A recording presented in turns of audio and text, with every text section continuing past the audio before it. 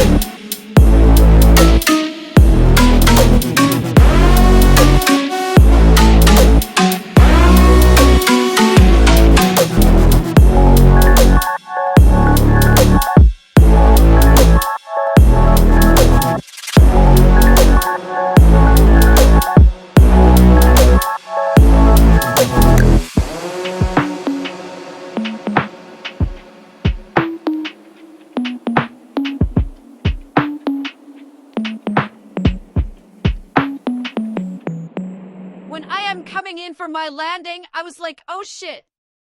I might just crash into myself. So glad I didn't.